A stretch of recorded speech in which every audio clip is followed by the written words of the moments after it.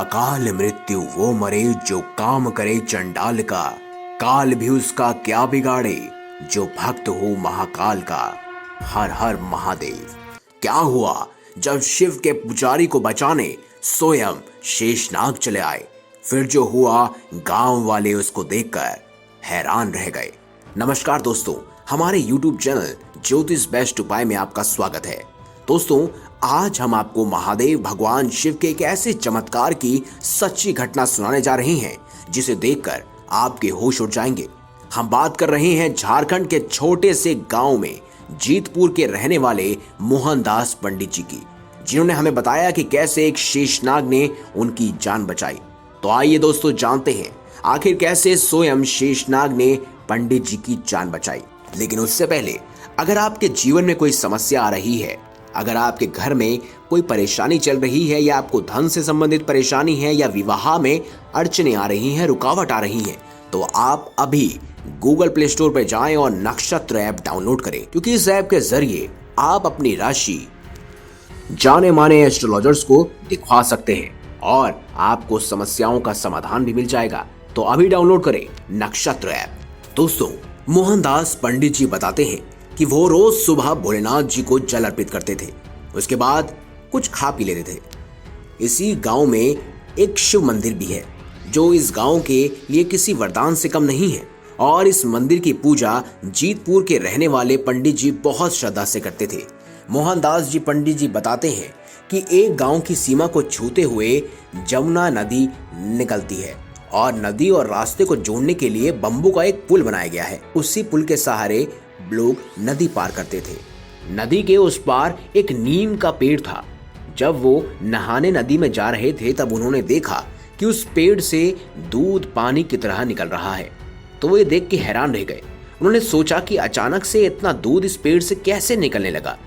फिर वह उस पेड़ को आगे पीछे घूमकर देखने लगे, कहीं किसी ने कोई तिगड़म तो नहीं लगाई, कोई चालाकी तो नहीं की। उन्हें थोड़ी देर बाद समझ आया कि ये जरूर कोई बहुत बड़ा चमत्कार है। पंडित जी ये सब देखकर गांव वाले को बुलाने चले गए और देखते ही देखते वहां भीड़ जमा हो गई। गांव के सारे लोग ये चमत्कार देखकर हैरान थे और तरह तरह की बातें बताने लगे। कोई कहता कि इस पेड़ में शंकर जी समा गए हैं, तो कोई कहता कि ये चमत्कार है। ये चमत्कार देख लोगों से रहा नहीं गया और धीरे धीरे उस पेड़ की पूजा उन्होंने शुरू कर दी। जब सब लोग पूजा कर घर वापस लौट गए तब पंडित जी चमत्कार देखने पेड़ के पास वापस आए और देखा कि अब उस पेड़ के पास एक नाग फन फैलाए बैठा है।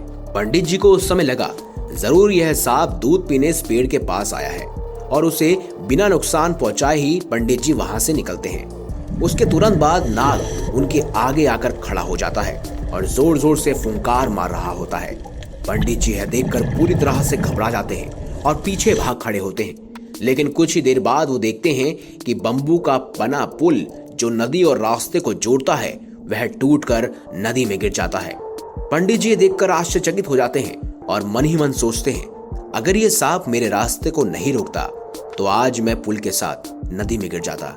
थोड़ी देर बाद पंडित जी देखते हैं कि वो नाग वहां से चला गया है। पंडित जी चारों तरफ देखते हैं तो वो नाग कहीं नहीं दिखाई देता। पंडित जी को फिर समझ आता है कि अगर वो नाग मेरे सामने नहीं आता तो आज मैं जिंदा नहीं बचता। पंडित जी बताते हैं कि उस दिन मैंने शंकर जी की कृपा से दो चमत्कार एक साथ होते हुए देखे। वो मेरे लिए एक अनोखा दिन था। मैं उस चमत्कार को कभी भूल नहीं सकता। और मन ही मन पंडित जी शंकर जी का आह्वान करते हैं। दोस्तों, पंडित जी बताते हैं कि महादेव भगवान शिव की पूजा कभी व्यर्थ नहीं जाती। कहते हैं जो महादेव की पूजा करता है उसे काल तो क्या, खुद मृत्यु भी छू नहीं पाती।